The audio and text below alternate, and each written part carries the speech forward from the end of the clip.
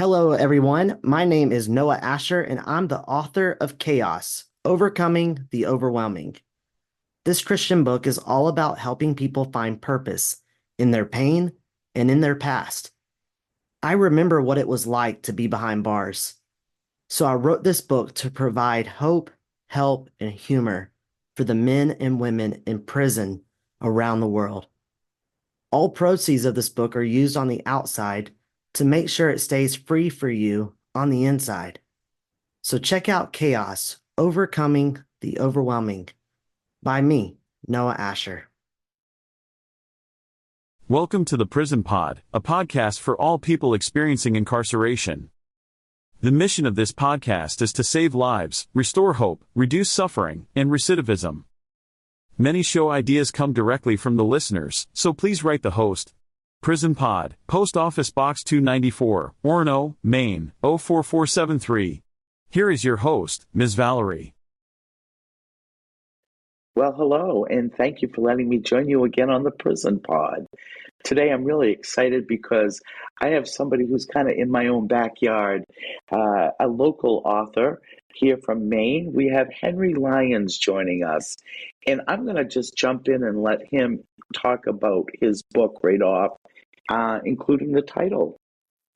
Yes, good morning. I'm glad to be here. My name is Henry Lyons, and I am in your backyard. I am in Midcoast, Maine, and I have a new book out called Being Free on the Inside. And this is a book I've actually spent 20 years creating. So I started writing it when I was in prison. I spent 6 years in the Maine correctional system and started in county jail, went up to Thomaston, and ended up at the farm. So I started writing this at the farm. Was this something that you decided to do on your own, or was there maybe a writers group there at the farm? What encouraged you to start writing? Well, interestingly enough, I did not have a writers group at the farm. When I was in Thompson, I haven't covered this yet, but I was in a writers group with Dennis DeShane and Scott Antworth and a couple of other people who are great writers. And I was actually surprised because having had some formal education, I was an attorney for 5 years. I have a bachelor's in political science and a master's in software development. These kinds of folks, the stereotype you have of people in prison isn't necessarily that impressive.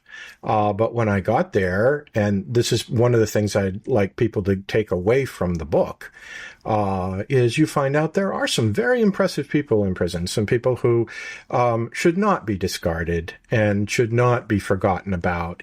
The fact that we're removing them from society should not mean that we're also somehow denigrating them as people. So when I started writing, I was actually talking about the idea. I was working in the education department at the farm, and one of the people I was working with basically said, "Yeah, write it." After I had pitched him the idea, "Yeah, just write it, do it, see how it comes out." And I had one other guy who wanted to, read, and so he was my muse. And I would take him, 5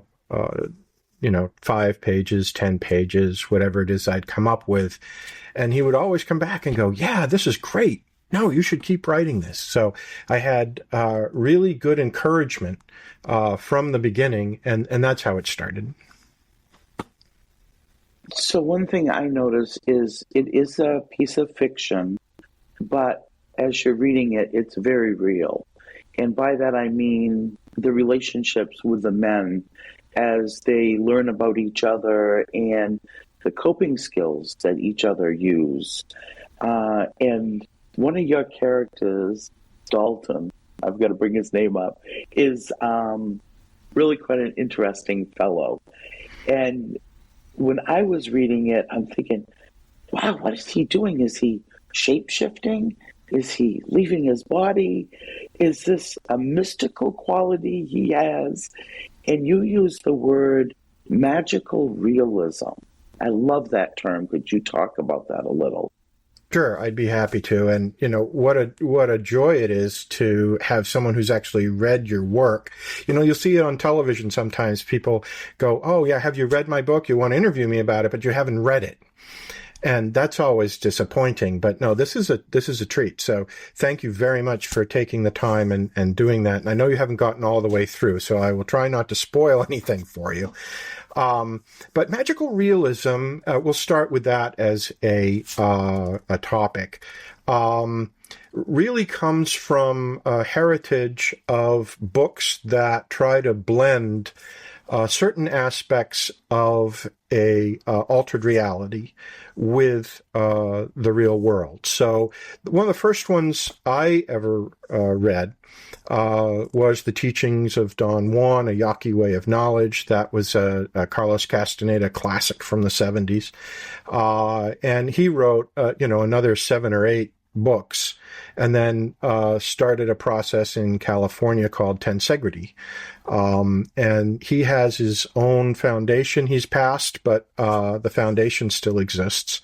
And then there are other great authors that I discovered when I got to Thomaston. Dan Millman is a fantastic author who has an excellent command of magical realism. And his character, Socrates, he did a Peaceful Warrior movie back in 2006, which I recently rewatched because I wanted to be able to kind of touch the roots of where I started with all this and speak intelligently if possible. And then there's also books like Celestine Prophecy, where they're looking to enlightenment and ascension and trying to raise their body energy to a higher level and sort of merge with the cosmos. All these things are fascinating, but they weren't exactly where I wanted to be in my book. I wanted to make sure that people knew when they were reading it that there was enough of reality to believe that this could happen. And that's one of the nice pieces of feedback I've gotten from early readers, is that they want to believe. They want to believe that this is real. And so one of the things that I have put into the Dalton character is a very mysterious quality. He's actually based on several people who I met in prison, most of whom have passed now. But the character himself is sort of who you would want for a big brother. He's the person you would want for a mentor. And he, in several occasions in the book, is a protector for the main character, Corey. Now, Corey is not me. This is a fictional character. And Corey is based on me, but I would say, the experience he has versus my experience, there's about 80% crossover. It's interesting that you brought that up, because people always wonder about characters in the book and if they were from someone. And I like the explanation you used on who Dalton is. And you don't, one thing I liked about so far, you don't ever tell us if it is real or if it isn't real. I haven't seen it yet. I mean, the experiences, I don't want to give anything away in the book, but the experiences are obviously happening. The character in the book is having this experience, and it is unexplainable. It's fun, isn't it? I mean, I just love that. It's and one of the reasons they call it magical realism is because they want to separate it from nonfiction. That's the first thing. When you talk about prison fiction, immediately people go, well, now why would you write such a thing? Wouldn't we want to know just the details, like true crime, right? So true crime as a genre is a completely different thing than what I'm doing. I have explicitly in the author's note in the beginning said, I'm not mentioning any details about Corey's crime. And I'm not mentioning any details about my crime. You will know categorically what it is because I do say what the crime is internally. It's a sex crime. But the fact that I have mentioned that doesn't give anyone else the right to ask questions about what happened, who it happened to, when it happened, all those things. They are not material to the point that we're making. The point we're making is that hope is real, people are redeemable, and that prison is a scary place, but you can keep yourself safe and you can accomplish good things there if you're in the right mindset. Getting there is the struggle that you see Corey deal with, because it is a struggle. It is a daily struggle. And I'm preaching to the choir, to all the guys who are inside, because they all know.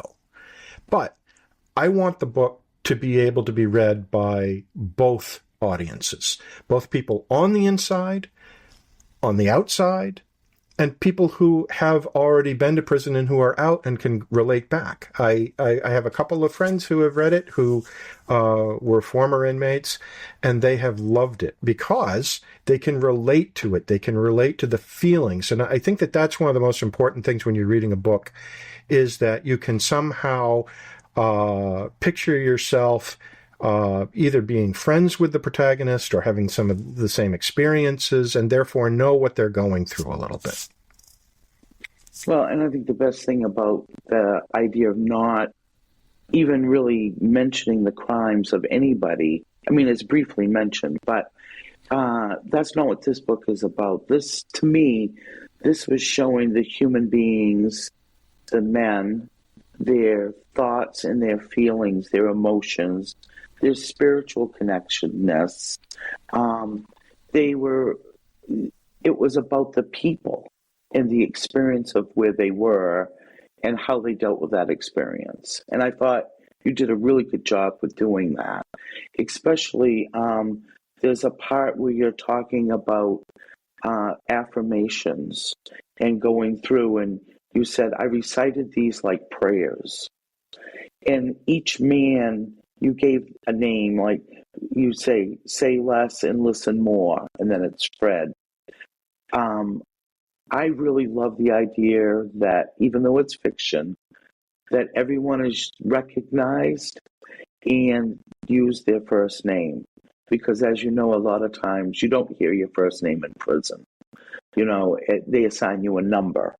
You know, they call you by your last name. So I like that, and that stood out to me as that human side of the story. It's interesting you should mention that, because right now I'm working on the second book. And I just went through and had a discussion on the whole last name thing. And no, we don't get called by number very often. It's not like I'm number 6 and I'm the prisoner, and Patrick McGowan is going to walk in and show me the village, for those people who are fans of the Prisoner series. And that was also kind of a magical realism show. But the idea is that making these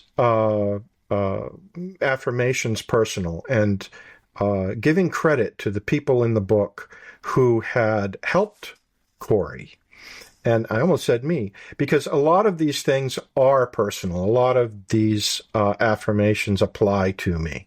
But it's not all of them, and it certainly didn't all happen the way it is in the book. The nice thing about a novel is you can take out all the stuff that is not really relevant. You can focus in on some of the things that are highlights and good points, as well as bad points, and make it all come together.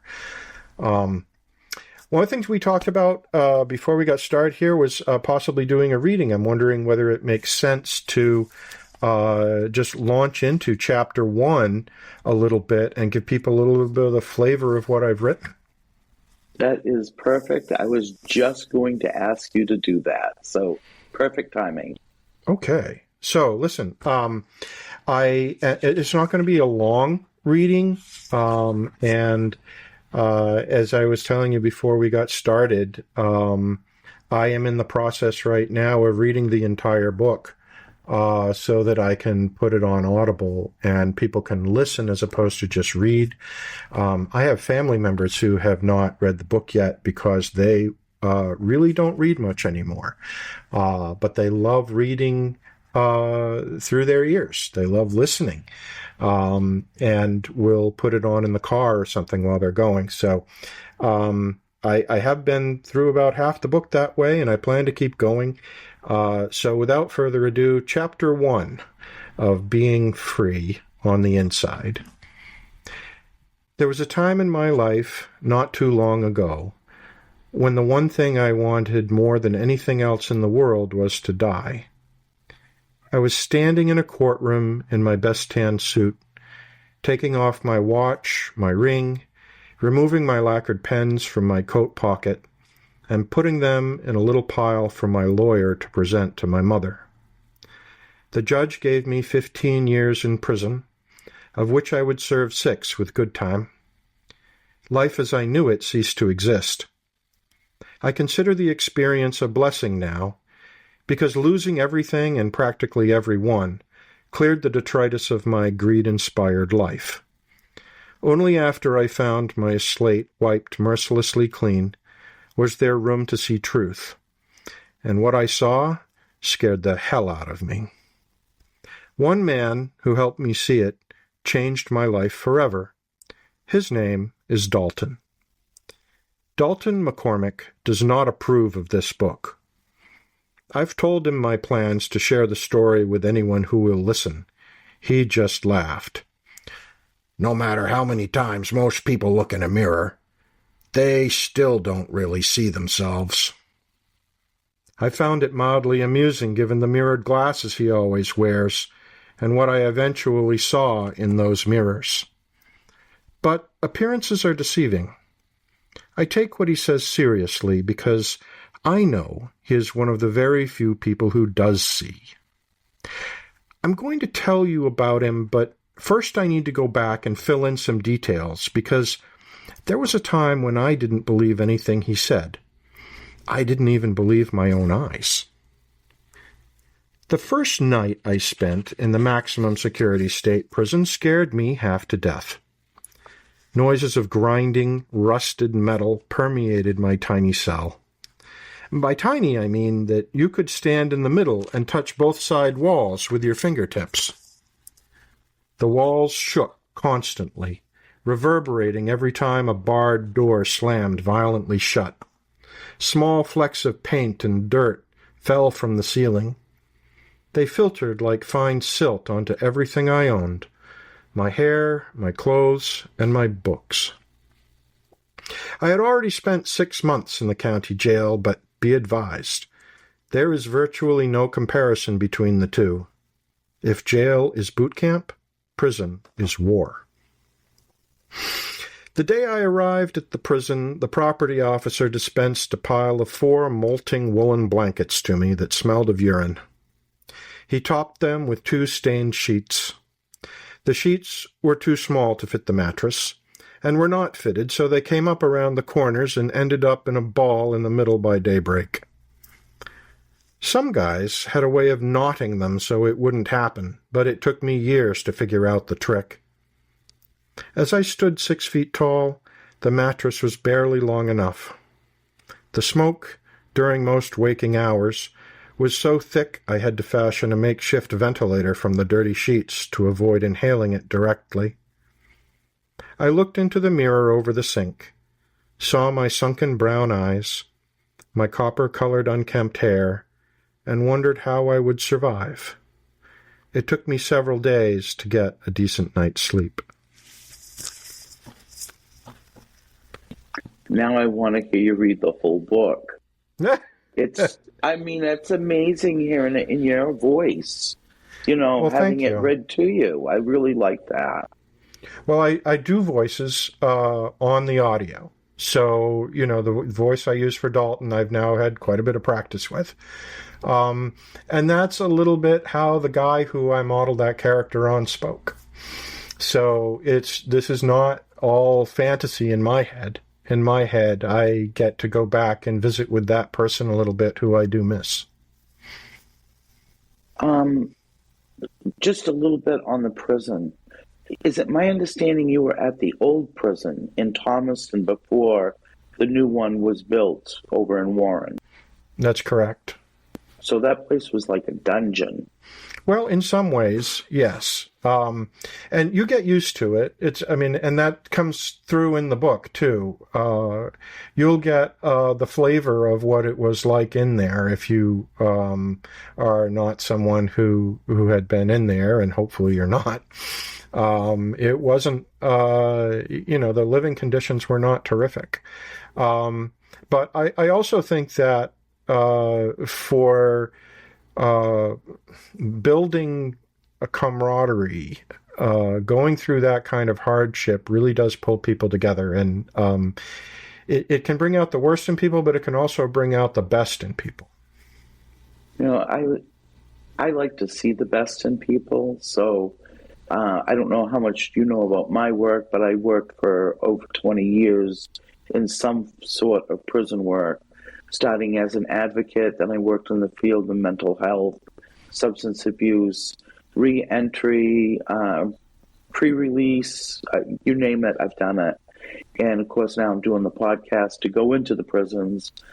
So I have a good understanding about the sounds and the smells and that feel, and those, like when you talked about the vibration of those doors, you'd feel it inside. It resonates inside of you. So I'm wondering, have you had any problems after you came home with readjusting, like PTSD or anything from just even events like that, let alone sometimes the violence that can be witnessed? Yeah, of course. I think everybody who gets out goes through a transition period. My best estimate was that it took me a full 3 years to get past the point where I felt like I needed to be looking over my shoulder. There is a paranoia that sinks in pretty deeply. And so the idea that you need to be on alert, your mind kind of protects you in that way, doesn't go away quickly. It's a learned behavior, part of what they call institutionalization. But I would say that after 3 years, and the time goes by, it was better. And then I spent 6 years on probation. It didn't go away entirely, but I would say 95% after probation was over. Because probation in of itself, especially for people who are sex offenders, is an ordeal. They require 2 points of contact with you per week, which is much different than the rest of the ex-offender community. I know people who've gotten out who were told, okay, we'll see you in 3 months, and that's it. It's a very different kind of supervision. So given that and the fact that, we're not people who were substance addicted, but we had to go to therapy. I'm proud to say I did over 500 sessions in therapy, because I think that that's part of recognizing the fact that I did wrong and that I needed some help, but I got it. And doing that and getting through that process is an achievement. The man who ran my group has read the book, and he's since retired. I think he's about 2 years retired now. But he said, congratulations, you did a great job. So I feel confident that what I've put in the book is helpful, not only from a hope and redemption standpoint, but also from a therapeutic perspective. It stays true to what you need to learn and how you need to transition your mind as you go along. So, as I said before, this is not the last book. I have another one in process. My plan is for the third one to actually be the period of reentry and probation. Well, now I'm going to go to something totally away from what we're talking about. And that is, where do you find joy in life right now? Home. I do like being at home. I have 4 dogs. Someone came up to me in the cafe the other day and said, now, exactly what made you decide to get 4 dogs? I said, poor boundaries. I just don't know when to say no, I guess. But the dogs have been terrific. I did get married. I have a wonderful husband named Peter, and I enjoy spending a lot of time just doing normal house home life with him, and visiting family, and I do some other kinds of work. I'm not just an author, haven't been up until now anyway. I do computer consulting and web design work. But all those things are helpful, and some people say that social media is a bane. I happen to like it, depending on what it is, but I have friends I like to talk to on social media pretty much daily. And this book has been a terrific way to reconnect with some of those people, because I have about 45 people I've given the book to be early readers, and probably a third of them have finished it by now. I haven't had anyone who didn't like it and who didn't connect. I've had some people who simply haven't gotten back to me, but we'll see. Life happens, and things come up, so I don't expect everyone to drop everything they're doing and read my book. That's a lie. I do. I expect everyone to drop what they're doing and read my book right now. So please do. So while I'm mentioning that, I want to say that I have a website. Having designed websites for 10 years or so. Hopefully, it's a good website, and it's beingfreebooks.com. Just like it sounds, beingfreebooks.com. And you can use links there to buy the book if you like. There are 3 editions available right now on Amazon. You can buy it for Kindle. So if you have an electronic device that uses Kindle, you can download it there. You can buy a paperback, or you can buy a hardcover. Two notes about doing that. The first is, make sure you use the link on my site, because there is also a version that is in pre-release. So I'm not talking about prison pre-release. I'm talking about book pre-release. But there's a version that's in, you'd have to wait a couple weeks to get it, because they say it hasn't been released yet. But that's just because I have several publishers who are working on producing the book with me.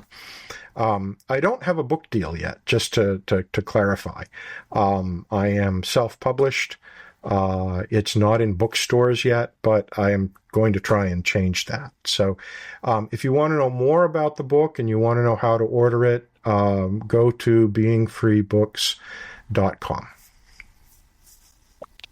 Just for a heads up, in Bangor, Maine, there's a little bookshop called the Briar Patch. You should contact them. They love Maine authors. Right, and that's awesome. I just had a bookstore down in Bath, Mockingbird or Mockingjay, I don't remember which, tell me that they will carry the book.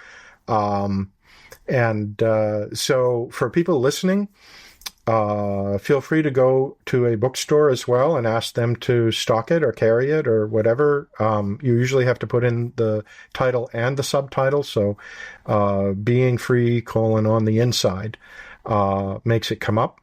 I just got off the phone this morning with a woman from Ingram. For anyone who's not a total bookshelf head, the Ingram Spark publisher is probably second in volume to Amazon, Amazon being the biggest publisher out there right now. That's big news. It's great. That's But just great being news. available, like when I talk to people about building a website, what I usually say is, if you put a book on in the library on a shelf, how many people are going to find it?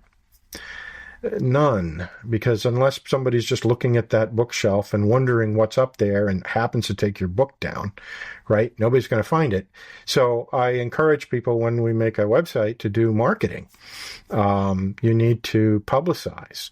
And the same thing is true for books. Even if Ingram Spark and Amazon carry my book, it doesn't mean anyone's going to find it unless I do the right marketing. Well, and you want to do, you have to self-promote sometimes too. It seems like I'm on social media a lot. And I had a question before I forget it. I was wondering if the title being free on the inside had any significance to spirituality. It does, absolutely. The journey is a spiritual journey, and I haven't mentioned it yet, but the plot of the book is basically how Dalton teaches Corey to defend himself against 5 evil energies. And one of the things that happens in the book is people learn how to see some of these energies. So getting to the point where you are able to sort of live that moment, I think is important.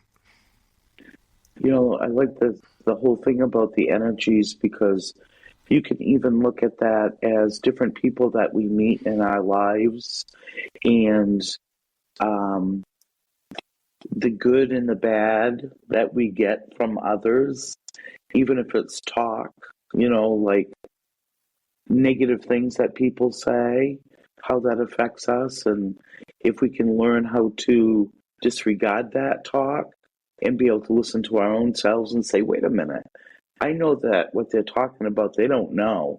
I know who I am, and it doesn't matter what they say. So I kind of thought of those energies that way, as far as the people and personalities we come across in life. True. And getting back to your prior question about spirituality, there is an intersection between spirituality and religion, but there are by no means the same thing.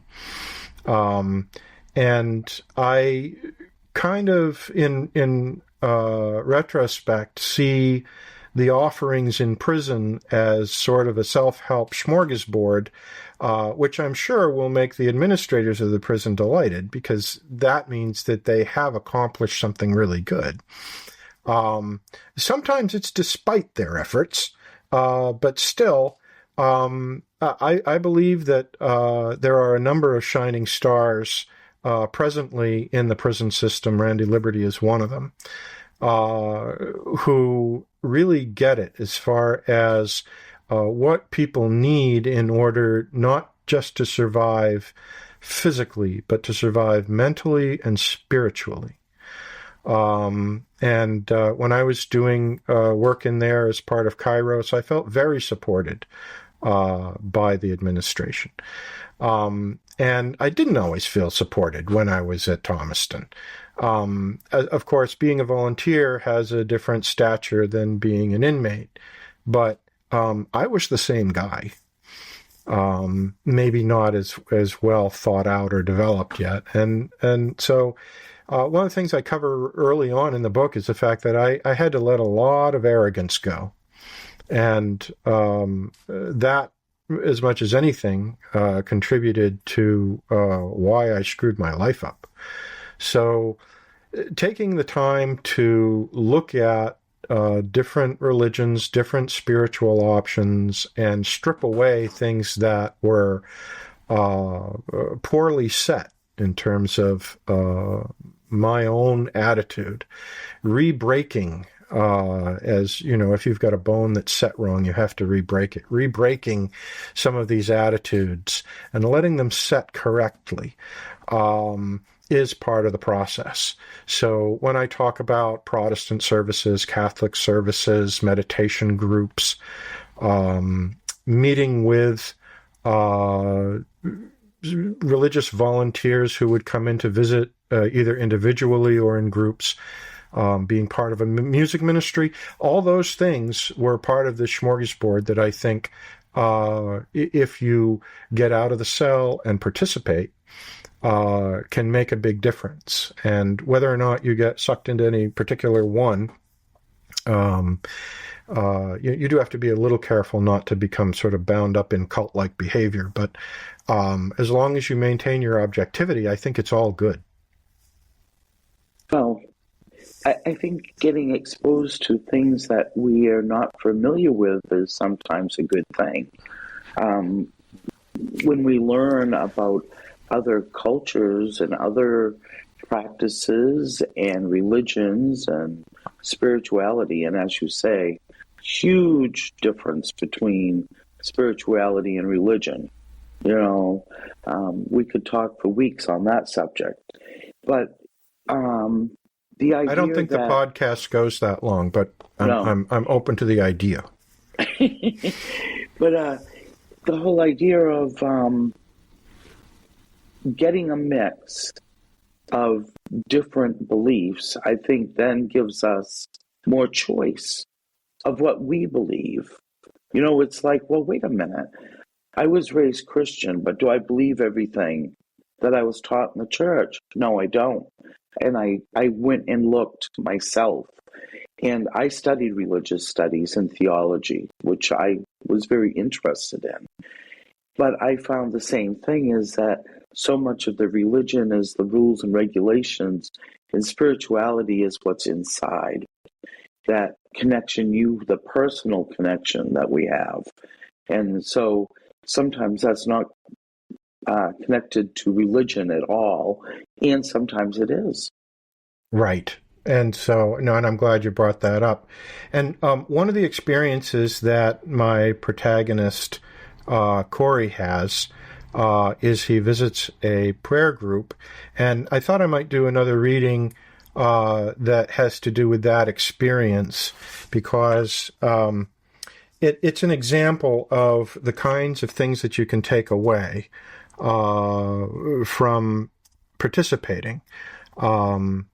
And, you know, even when I was doing some of my religious volunteer work, you would see people walk by in the corridor sort of looking in, because you can't do anything completely private. The institution frowns on that. They need to keep everybody safe.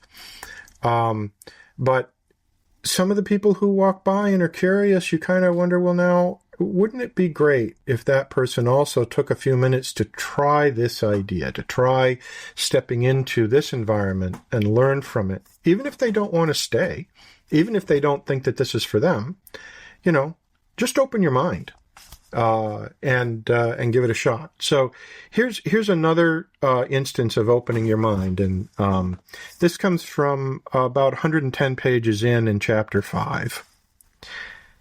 I was surprised that Dalton invited me to a prayer meeting. He always struck me as more the meditation type. Why did he want me at this meeting? I was in for a surprise. The outside volunteer who arrived shortly after I did was a chubby man with cherubic features, despite his apparent age of nearly 60. He had a ruddy complexion and wore a baggy cotton sweater to cover his ample paunch. The effect was that of an out-of-season Santa carrying a Bible. His congeniality was ebullient. "Welcome! I'm so glad you came. I haven't seen you here before, have I? I hope you'll stay." There was no room for reply, and I replied and nodded, taking in the full positive glow of his energy. This man was a hoot. "Hello, Corey." I turned around and watched Dalton and Fred walk in, both smiling and much more at ease than when I last saw them. They turned and smiled at me, motioning me aside. The volunteer was busy greeting other people as they arrived. The room looked like it might hold 20 people at most. I was sure that anyone who looked at me could see that I was still shaken from the verbal beating that I had taken earlier. I can't say it was totally paranoia, but it probably wasn't as obvious as I imagined it might be. I'll introduce you in a moment, but I wanted to let you know the drill before we got started. This is your night to shine, young Corey. I know you can do it. I've seen you do it before. What do you mean? I thought. I wasn't sure in my current state there would be much shining. I started to ask a string of questions, but Fred cut me off. No questions. You'll see. Dalton nodded approval of Fred's intervention and continued. See that Bible? Yes. It was a well-worn black leather Bible. Think of it as the same thing as my bag of tools. That's Gary's passport in here. I must have looked confused because Fred immediately started to explain. Oh, he's the real thing. I mean, he's a Christian and all, but he just doesn't believe he has to convert everyone he runs into, and is genuinely interested in how we're doing in here. He's a breath of fresh air. I see. I really didn't see. But I thought I'd go along for the ride. Gary made his way over to us again, and Dalton made his introductions. Gary, this is Corey. He's a friend of mine for a few months now, and I think he'd be perfect for your group. Gary looked at me, still glowing, but now more excited than ever. Really? That's terrific! I just know you'll get along fine. He went back to his seat and started sorting through some small pieces of paper he had taken from his pocket. Dalton motioned for me to sit, and I did. The other people in the room had brought books with them. At first, I thought they were all Bibles, but upon further inspection, I noticed they had other titles, some of which I recognized, and others that I didn't. They all had the look of holy texts, and there was no telling exactly what this group might be doing. Well, folks, I see we have a newcomer here tonight, and we'll need to do some introductions, one by one. One by one, they welcomed me. Who would like to help Corey find peace in the group? A few hands went up. Gary took his time and selected a man who went and sat down on the floor in the middle of the circle. Dalton motioned for me to do the same. Reluctantly, I did. You need to be facing each other. Gary corrected my position. I had started out facing Gary, but the other man on the floor had already made a gesture that I needed to face him. He was older than I, but I guess not by much. He wore blue jeans and a flannel shirt, and had his black hair combed back like they did in the 50s. I vaguely thought he might be an Army veteran, but for one of the few times it seemed to matter, I wondered what his crime might have been. So many people had done things I would never have expected. As I've said before, it was practically forbidden to ask. So many things had hidden rules and social significance. The fact that this man, who was a stranger to me, would sit there on the floor in front of anyone who had come to the group that night and guide me was somewhat overwhelming. I hadn't seen a gesture of kindness in a while, and it really moved me. He just sat there with a peaceful and pleased expression on his face, waiting for Gary to continue. I challenge you to see each other tonight, Corey. Since you haven't been here before, let me explain what we're doing. Both of you will close your eyes, sit quietly, clearing your mind. When he's ready, Mike will say open. and you will look directly into each other's eyes. Say nothing. Be present for each other. And when you are looking at each other, I challenge you to see the other person for who they really are, not just the facade or appearance they present to the world. Think about what this person has been through, things you have in common, things that are different. Try to see it all. I closed my eyes. I waited for something to happen. I felt stupid. Everyone else in the room was looking at me. I was sure of it. I felt exposed, especially because of the afternoon's traumatic experience. Gradually, my mind relaxed a bit, and I was able to release some of my anxiety. I knew in the back of my mind that I was sitting on the floor in the middle of a group of convicts, but managed to shut them out and enter a place of peace. Open! The word rang out a bit harshly against the silence. I opened my eyes and found Mike, staring at me with the most tender, compassionate look on his face. And in his eyes, that I involuntarily teared up. I knew he could see it. He smiled, and his eyes welled too. I studied his face. He had a little scar on his nose, perhaps from a fight. I saw the boy in the man, the wry little smile of a youngster and the wise eyes of experience, all looking back at me, focused on bringing kindness to that moment. It warmed my heart deeply. A tear fell down my cheek. There were audible sighs as others in the circle sympathized with my feelings. Such love and friendship from a stranger. I imagined the pain that might have brought him here, the shame he carried, as we all did. I thought about the friends and relatives who no longer wrote to him, and the articles in the newspaper that would haunt him in the wee hours of the morning. I looked directly into his eyes, something all but forbidden in this environment. They talked to me, just like Dalton did, without words. Feelings raw and befriending. Close. Gary bade us close our eyes once more, and another tear escaped down my cheek. When you are ready, Corey, open your eyes and look at Mike. After you have prepared yourself, I want you to say, open, and show Mike the same kindness he just showed you. Just then, it occurred to me what we were doing, practicing kindness. The realization gave me chills and filled me with a tangible, positive energy. I waited a while and then opened my eyes.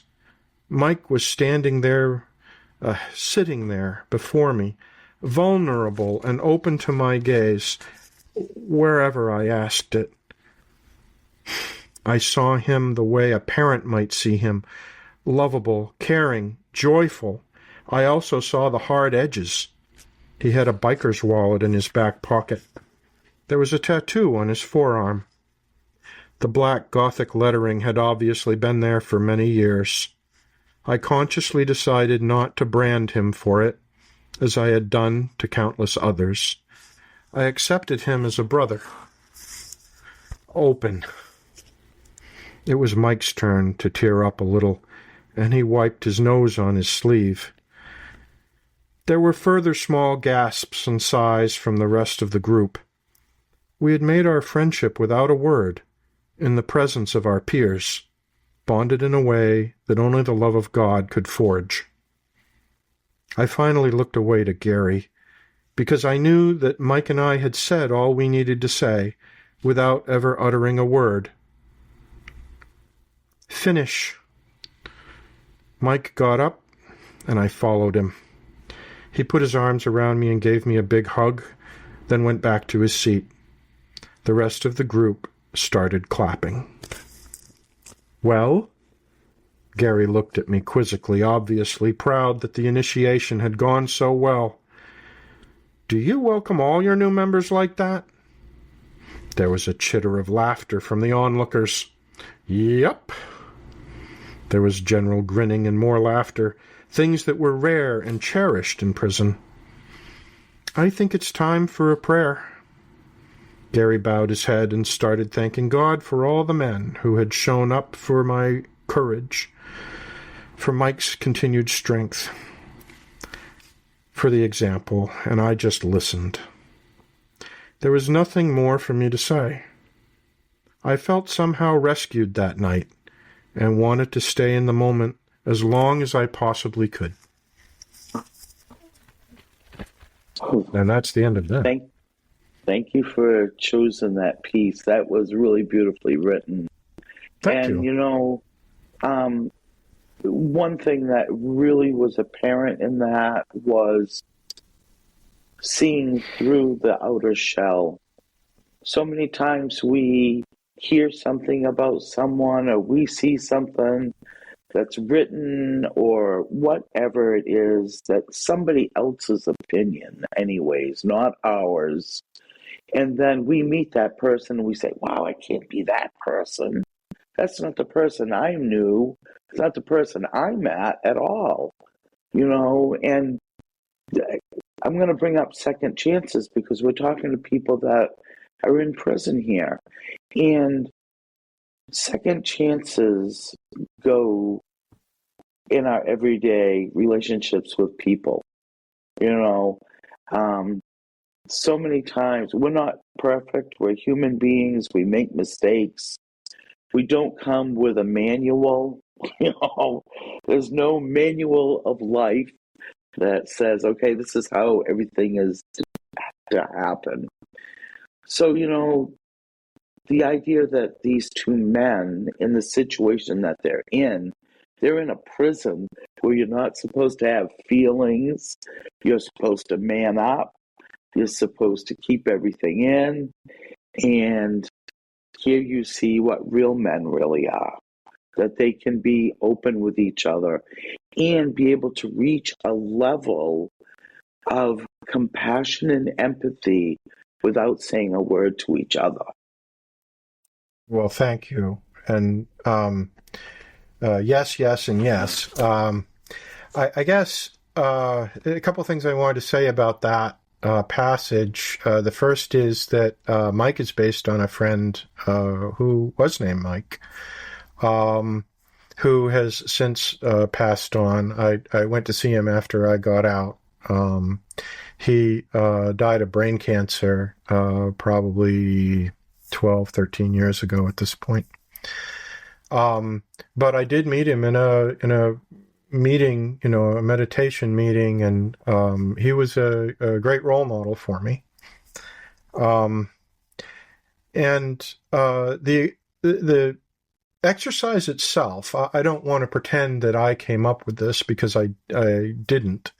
The exercise itself, some people may recognize from the book We're All Doing Time by Bo Lozoff. And that text was one of the very first things I read when I got to prison. It was instrumental in finding peace and figuring out what the next steps were. It's a very good how-to book. And I like Bo. He's also passed now. He died in 2012. But I got a chance to meet him before he died. He came up to Belfast and gave a talk one night. And he's written a number of good short story books. I think he would like this book. I would like to think that this in some way continues some of his work. It's really interesting that you brought him up because I may have been at that same event. Yeah. Was that the one where the power went out? Yes. Yep. Okay. So that was the same one. And my husband was talking when the power went out. Oh, okay. Yeah, he was trying to ask him some question about his experience, and all of a sudden the power went out, and I'm like, well, this is God intervening and telling my husband to sit down, I think. It's possible. It's possible. You I never know. love him, but he does talk. So there's some, there's been some really good work out there. Like you said, you've really mentioned many of the authors that a lot of people that I've talked to have, you know, mentioned that have been life changing to them. And one of them stood right out was The Way of the Peaceful Warrior. I know several of the guys that said that was one of those books that just spoke to them. And It's a fantastic work. And Dan McMillan, is that his name? no, Dan Millman. Millman, that's what it is. Yes. Yeah. Yeah. And so this book actually takes things a step further. The level of magical realism in the Peaceful Warrior and the Peaceful Warrior's Sacred Journey and those books is probably a 2, and mine's close to a 5. So now, are you in the works of the next book, or are you already done with it and just waiting? Oh, it's not done. It's still a work in progress. Cranking it out. It feels like I'm, cranking pasta out of a grinder, but it's a good process. It's cathartic in so many ways. It's just a great exercise. I recommend writing to people who need to somehow find a voice for a feeling, or to reconcile a period of time in their life, or even just an emotion today. One of my friends who actually came in and was a volunteer for me in prison, Bill Eberly, who was an early reader in my book, and he's listed as an early reader, writes a lot of poetry right now, and finds it tremendously helpful just to get things going. A lot of people who write poetry do it early in the morning to sort of set the tone of their day. So, you don't just have to be a reader. You can be a writer of whatever ilk you'd like to be. I love that you mentioned the reading and writing, because one thing that I always suggest is reading. And people say, well, I don't read very good. Pick up a comic book. Just get in the practice of doing it. Write something, even if it's just a list each day, so you're practicing the skills. Because the more that you read and the more that you write, the better you get at it. And if you can read, you can learn anything. Not only can you learn, but it's a great escape when you grab a good fantasy book and you go somewhere else. And And so talking about reading books, I want to remind people, Henry Lyons, Being Free on the Inside is the name of your book. We want them to go out there and read it. You've now heard him read some of it, so you're probably going to want to read the book and then listen to the audio book when it comes out too. Well, we'll hope. I will say, and at the risk of sounding like I'm tooting my own horn, one of the consistent comments I get back from the early readers is that they find it hard to put down. That makes me pretty warm inside and happy, because that's what I really wanted to create, was something that is not boring. I think I have some sort of mental timer that goes off if I think that things are getting boring, and I just mix things up a little bit. But honestly, prison is a very easy place to have that happen. There are things that happen unexpectedly all the time. I think one of the things I was reading last night, even in chapter 6 maybe, has to do with the idea that there are very few moments in life when you can get called to do something and you have no idea what it's going to be. And in prison, if your door pops open, you don't know where you're going half the time. You have no idea what's going to be at the end of that request, or who's going to need to talk to you, or what blood sample they need to draw, or whatever it is that they need from you right now. Yeah, it's kind of a loss of control of everything. But we won't even go there, because that's another whole podcast in itself. Could be. And we've already taken up several weeks in our last potential topic. So is there anything that we haven't covered that we should cover before we wrap things up?